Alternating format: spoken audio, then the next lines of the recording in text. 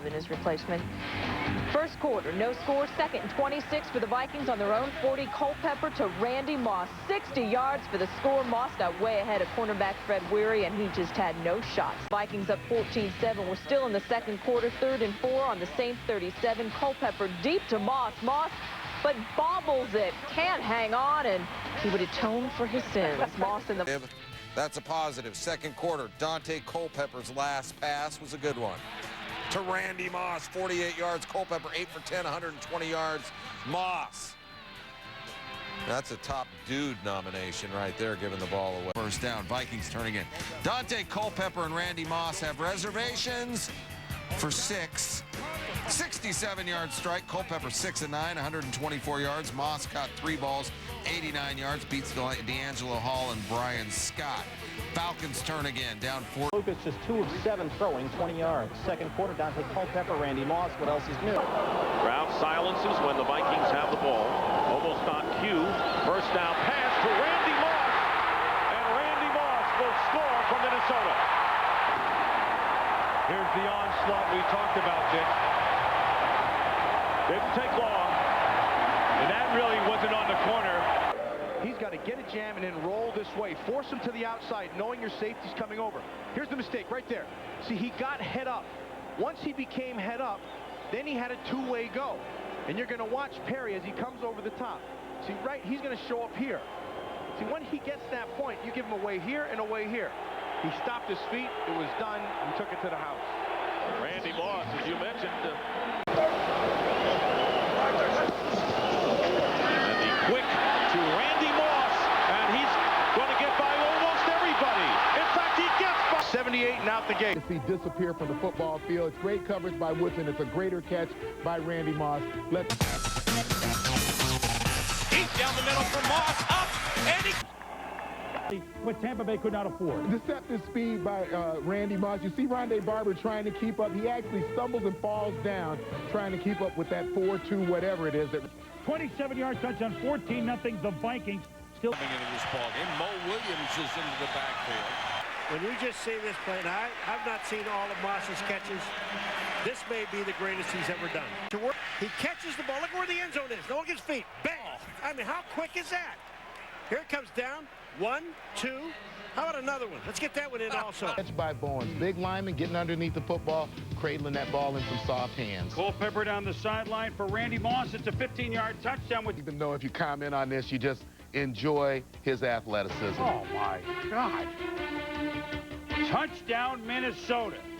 Joining only the great John Jefferson. Here's why he was open. Well, Rashard Anderson, the safety, has to play inside on the double receiver. First down, Vikings at the Ram 32, and here's Culpepper back to throw. And throwing deep for Moss. And a touchdown, Vikings. Challenge worthwhile. Yeah, the challenge was worthwhile. But you watch them, they get in a bunch out here. This is pretty good, and then they start to break. Randy Moss was the inside guy. When he gets a step, you see him, he raises his left hand, and Dante Culpepper throws a perfect pass. Very Blake-like, wasn't it? And then, now this is Randy Moss-like. Well, and what a show Randy put on, especially near the sideline, some impossible grabs. Here the great juggling catch, catches it, stays in bounds. Great concentration by Randy. So 3rd and 9. Remember, Detroit is a lead. They've had leads in so many of these games in the 3rd and the 4th quarter. But this is another one that's gone by. Don't tell me with Moss with the circus catch that he keeps. However, going down, and he threw the ball and basically went in. I didn't know really who I was pitching it to. I just seen the Vikings jersey, and I just threw it behind my back. Did you get the feeling we should go? Just had to feel that Arizona could not come back from down 7-6 in the 4th quarter. Amazing one-handed catch by Randy Moss. Look at it again, Tom. What? Yikes. Later in the drive, up 1. Culpepper to Moss. Touchdown. Extra point, good. Now it's an 8-point. They scored 20-17, 18 seconds up in the half. Culpepper gets tight to Randy Moss. Randy play. Straight, tightest season high, 11 catches, DJ. Yeah, and this is the kind of mismatch that you want. Fred Thomas coming on the corner blitz. Cedric Hodge, a linebacker, number 52, going to be in coverage on Randy Moss. And this is a linebacker covering Randy. This is a sprint to the back of the end zone. That's pretty darn good coverage. And he's learning the dirty bird. The Falcons lead at 20-12. at the half. But Farad, the Moss jump ball. Watch the footwork. Moss, 5 catches, 81 to 2 TDs. Look at this. Randy Moss. A little fade to Randy Moss for the easy touchdown.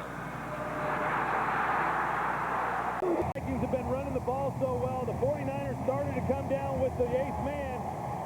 Gus Farad checks to the throw to the outside. The 49ers then check to a 2-deep coverage, and it did not matter. Zach Bronson in position to make the play, just like Ahmed Plummer was earlier in the game, and neither guy has been able to come down with the ball. Troy, that's hilarious. Blitz coming again, and they just can't get there. Moss, another try. He pushes off. He pushed off and made the catch. Down to Moss, and the Minnesota. You see the blitzes from both sides. They gave it away. Timing is the most important element of a blitz. Here they come, and Culpepper throws down the field. He's got him! Touchdown! Randy Moss! And take some chances. Instead of throwing the quick route, they fake the quick route, and Randy Moss goes down the field. Terrific catch. That tells you there's single coverage on the outside. Culpepper going to throw far side of the field. Caught! Touchdown! Randy Moss!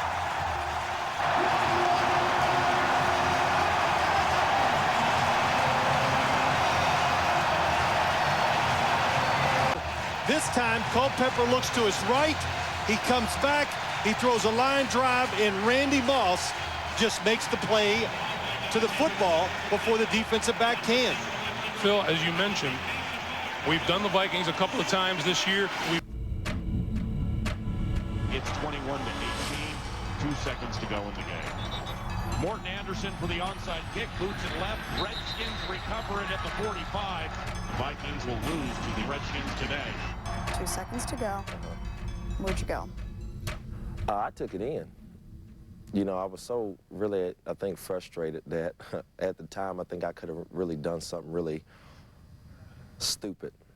And, you know, people say me walking in the locker room with 2 seconds to go was kind of stupid, but I felt at the time that I didn't want to do anything, you know, as far as like slinging my helmet, cussing, you know, just doing anything stupid that would really make the thing escalate a little bit more. I didn't really mean it for it to be as negative as it was, you know, to make it look like I didn't care, or, you know, that Moss didn't really care about his team or the victory or something like that. It was just that I was frustrated and I didn't have too much of it, and I just walked off the field, as simple as that. Now, who says I won't walk off the field in the second quarter? I'd really get scrutinized then, wouldn't I? To what extent is the perception, though, that this walking off the field is just another example of, I play when I want to play and I do what I want to do? Well, until I leave this game, I'm going to always do what I want to do, regardless. I'm going to say what I want to say, what I want to say, do what I want to do. It's just when I do things and say things like that, I got to use my own judgment. Matt Burke said, quote, "It shouldn't happen, and if it happens again, there might be some problems." I really don't know what problems he's talking about, but I'm not saying that it will happen again. I'm not saying that it won't happen again. What did he say to you in the post-game locker room? I really wasn't even paying attention to what Burke was saying.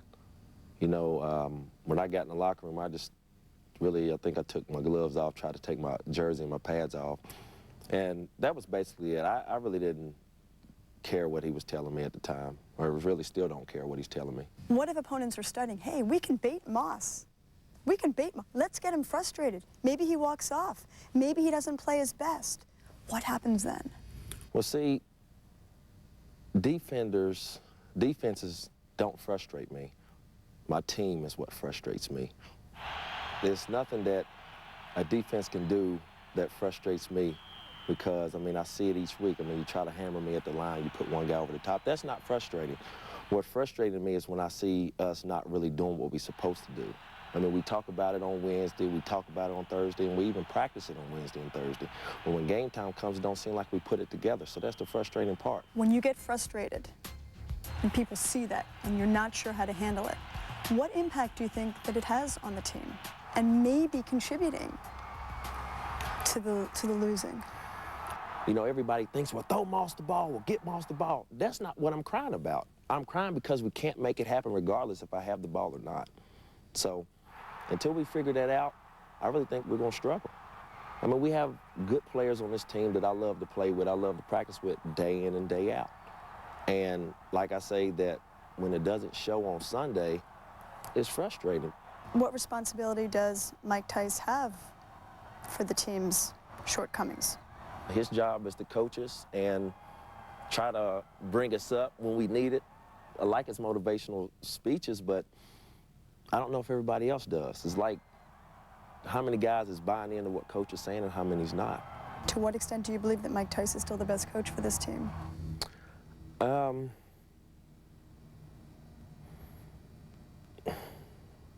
To be honest with you, I don't know if Coach Tice is the coach for this team, and I don't know if he isn't. All I know is that, you know, if Coach Tice says, you know, who has my back or who's ready to play or something like that, all I know is that I got his back. So I don't know if it's a good fit for him to be here or if it's not for him to be here. I can't really answer that. I don't know. There was trade speculation about you in the offseason. Yeah. How much do you want to be someplace else? Do I want to be traded? No. You know what I'm saying? I have my times when I think I want to. You know what I'm saying? And that all has to do with the frustrating part. I mean, I would love a new start.